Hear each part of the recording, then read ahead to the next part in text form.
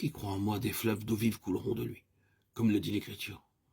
Or, il disait cela de l'Esprit, que devaient recevoir ceux qui croiraient en lui.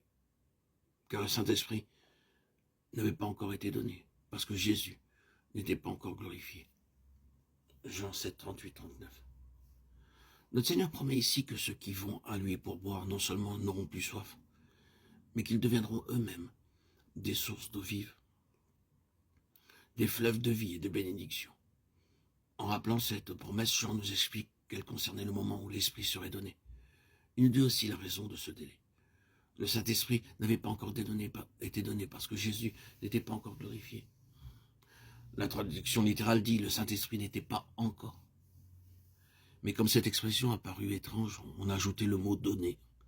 Cependant, si nous prenons le texte tel qu'il est, nous comprendrons mieux pourquoi l'Esprit ne pouvait pas être donné avant que Jésus fût glorifié. Dieu s'est révélé de deux manières, comme Dieu sous l'ancienne alliance et comme Père sous la nouvelle alliance. Nous savons aussi que le Fils, après avoir été dès le commencement avec le Père, Jean 1, 1, 2, entra dans une nouvelle phase d'existence en devenant chair, Jean 1, 14. Lorsqu'ensuite il remonta au ciel, il était toujours le Fils unique du Père. Et pourtant, il n'était plus le même qu'auparavant, car alors, comme Fils de l'homme, il était le premier-né d'entre les morts.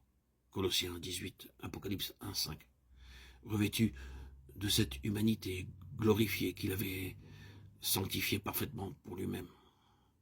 De même, le Saint-Esprit, lors de son effusion le jour de la Pentecôte, était réellement quelque chose de nouveau. Sous l'ancienne alliance, il avait toujours été appelé l'Esprit de Dieu ou l'Esprit de l'Éternel. Il ne portait pas alors le nom de Saint-Esprit, comme un nom lui étant propre.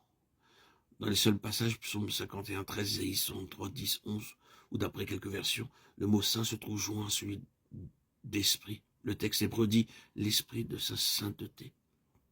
C'est donc comme l'Esprit de Dieu qu'il est mentionné, non comme troisième personne de la Trinité. Ce n'est que dans le Nouveau Testament que l'Esprit porte le nom de Saint-Esprit. Ce n'est que lorsqu'il vint préparer la voie pour Christ et lui former un corps que ce nom lui fut donné. Luc 1, 15, 35. Le jour de la Pentecôte, il fut envoyé comme l'Esprit de Jésus glorifié, l'Esprit du Christ incarné, crucifié et élevé au ciel, pour nous apporter et nous communiquer la vie divine, non une vie venant directement de Dieu, mais la vie mêlée de nature humaine dont avait vécu Jésus-Christ sur la terre. C'est alors qu'il prend le nom de Saint-Esprit, car c'est en habitant en nous que Dieu nous révèle sa sainteté. Il est donc littéralement vrai de dire de l'Esprit qui demeurait en Jésus, homme, et qui devait plus tard demeurer en nous. Le Saint-Esprit n'était pas encore. L'Esprit de Jésus glorifié, du Fils de l'homme devenu Fils de Dieu, ne pouvait pas exister avant que Jésus eût été glorifié. Ceci nous explique en outre pourquoi c'est l'Esprit de Jésus et non directement l'Esprit de Dieu qui pouvait nous être envoyé pour demeurer en nous. Le péché avait interrompu, troublé nos rapports avec Dieu lui-même, avant qu'avec sa loi, autant.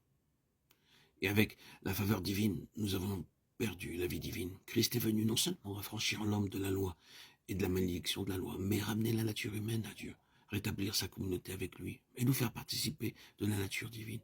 2 Pierre 1, 4.